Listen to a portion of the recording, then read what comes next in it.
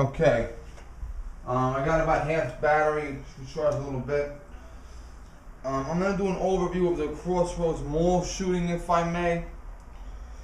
You had the CrossRoads Mall in Minnesota, which was a designated gun-free zone.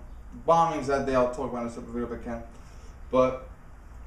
And what always happens in a gun-free zone happened. A guy who was actually working as security at the mall was wearing his uniform. He whipped out a knife. He started slashing guys, yelling Allahu Akbar and are you a Muslim, and he's fucking slashing to shit. Now, police officers are exempted from the gun-free zone sign, thank God. And there was an off-duty officer. Hold on one second.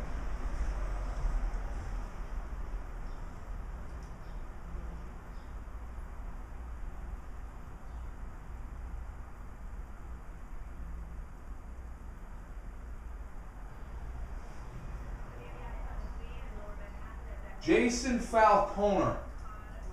Falconer. He's also a professional shooter in addition to being a police officer. And he saw the stabbings and he responded. Now, pretty much every police department in the country today tells their officers, if you're off duty and you see something, phone 911 and witness. They don't want any off-duty cop to be mistaken for the suspect by accident. Double meaning. So they tell them, just get on the phone, dial 911. But they tell the officers, if you see people being slaughtered and there's no alternative, respond yourself. And as an off-duty police officer, he was exempted from the gun-free zone sign, and thank God he was, and he shot the suspect. Now, they often say gun-free zone. Gun-free zone often does not mean knife-free zone or baton-free zone or taser-free zone or pepper spray-free zone. Now, tasers are not always legal. Collapsible batons are not always legal. But knives are pretty much always legal. Obviously, they don't like switchblades. Out the front knives. Okay, those ballistic knives where you push the button and the blade goes flying across the room. Okay, a lot of those are banned, stuff like that. But most people carry, I always carry a knife with me. Now, I am never unarmed. Okay, even at work, I have my sign, which I use for, obviously. But God forbid, in fact, one of the kids asked me yesterday, why do you carry the sign? And the mother's like, well, people don't always stop. And today I said, well, the sign I also use to check out from behind cars and trucks and stuff like that. And then I was telling the mother that it saved me being decapitated last year. Example, if you're over here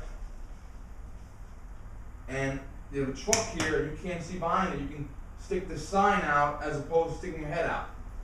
Well, that sign can also be used as a weapon.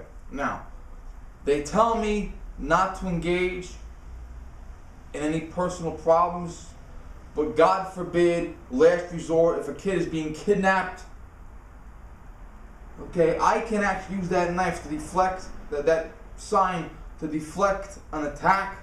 I can use it to shield myself, shield someone else, or I can use it as a bludgeoning weapon.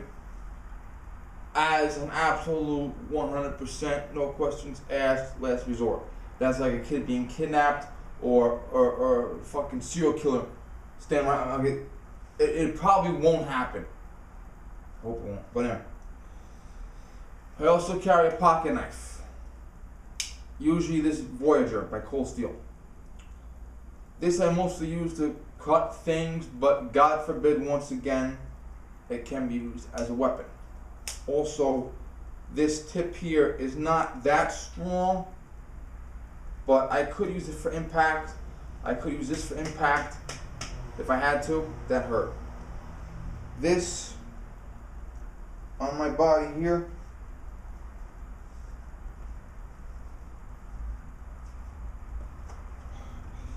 my rescue tool.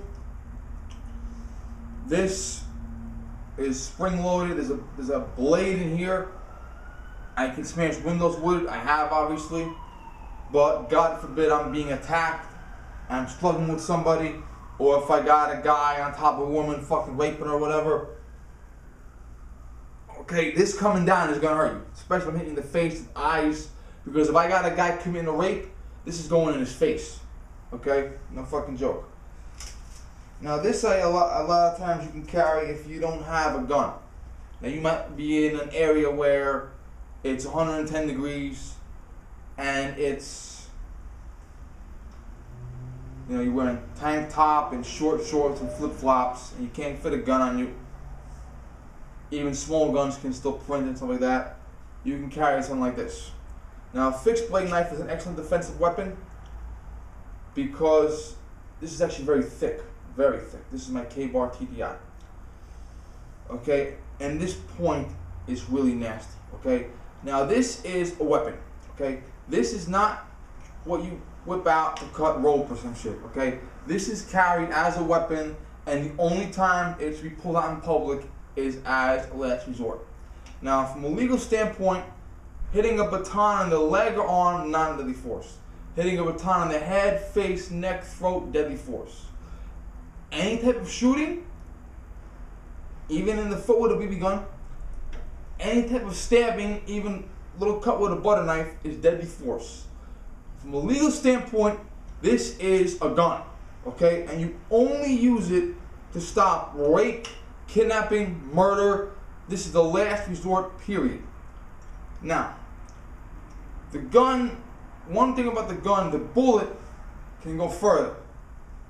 Another thing about the gun, an 85-year-old lady that's 4 feet tall can fire the bullet to hit the man 10 years younger than me that weighs 290. Okay? This, the bad part is you have to be really close to the person and maybe have some fighting techniques down. But the good part is this is controlled. When the bullet is fired, the bullet goes through the air. The wind, the rain, okay, all that shit is a factor. This knife is controlled until I get to the target. My arm will control this. Now, if you got a guy in public yelling Allahu Akbar, slashing guys with a knife, asking guys what religion they are, that's a terrorist attack. If he's distracted by the victims, you can actually implement this knife to go for the throat, the face, the head, the chest, the stomach. Okay? But like I said, this is the last resort. Okay? You have to look for the things around you. Also a chair. Okay? Now, obviously the gun is the best weapon in the world. Okay? Okay, but improvised weapons. Okay? You can take the chair. Especially in the mall, those metal chairs. Okay? Take the chair, and if he's distracted, bust his fucking head open. Now, obviously, there's no guarantee you're gonna be safe, but this is like one of those last resort type things where you're backed up against the wall, or you say, I gotta do something. Okay, chair, I would go for the head, back of the neck, bust the skull open. Like I said, this is deadly force, last resort. Okay, so don't do this with a purse snatcher. Don't do this with a pickpocket. Okay, don't do this with a guy tagging up a wall. Okay, this is the terrorist last resort. Okay, your last resort when the terrorist strikes. Okay, they have the TDI K-bar. They have the Spyderco Yojimbo. Okay, there's a couple of fixed blade knives. The fixed blade knife is good because whipping it out is faster than whipping out the pocket knife with the open this, hit that. Okay, this is one stroke, takes 1 second. Now this blade is set up where if you carry right side, it's in the pants. Carry left side, it's out of the pants. But also, if you just flip it, the handle might go the opposite direction. But you know, I could still. Okay.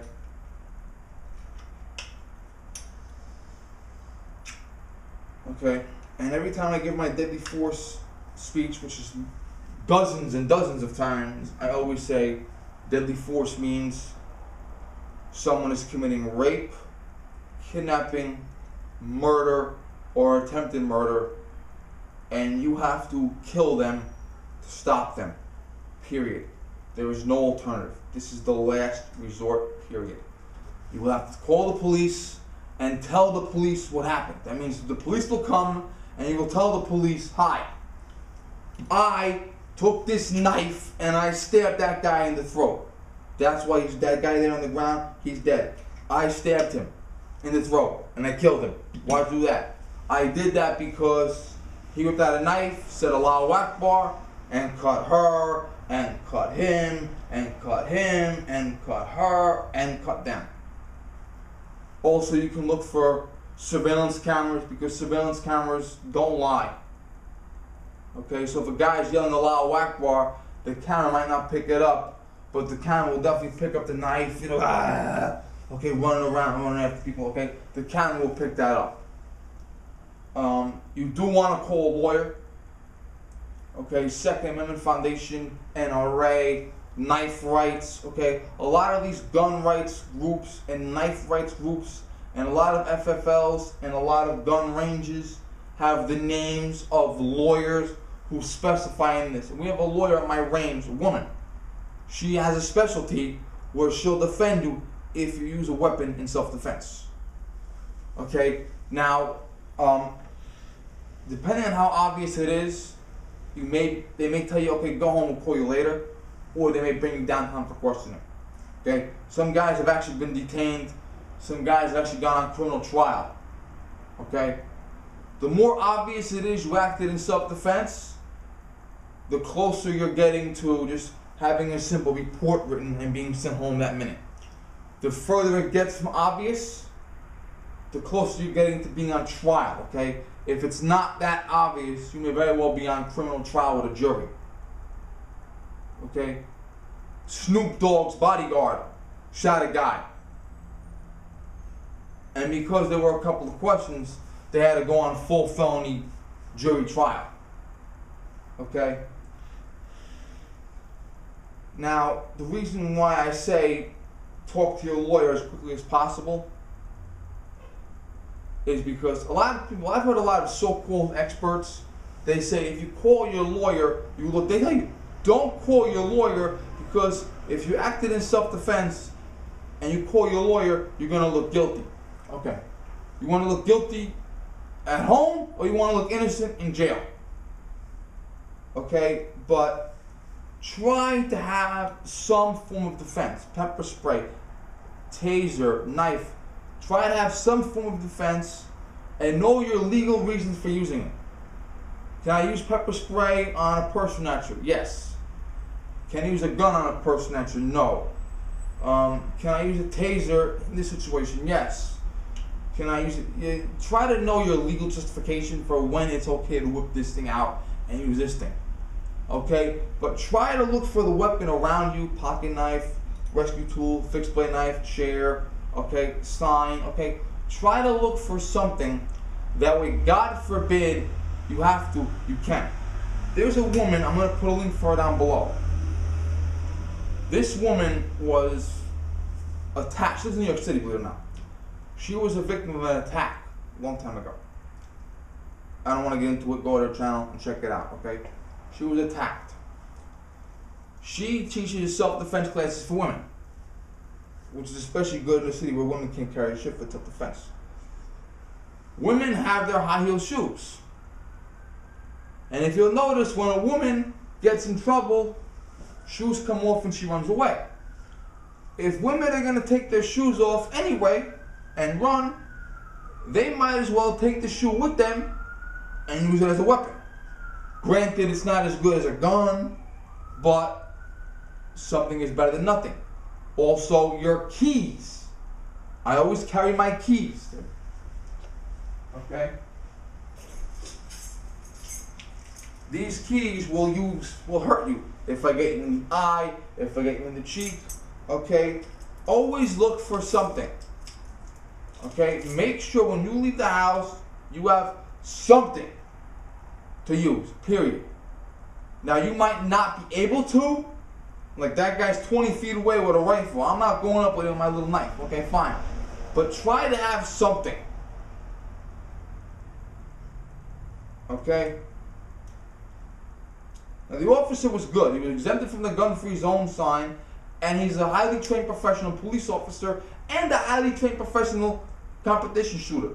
So he was pretty good. But try to have something.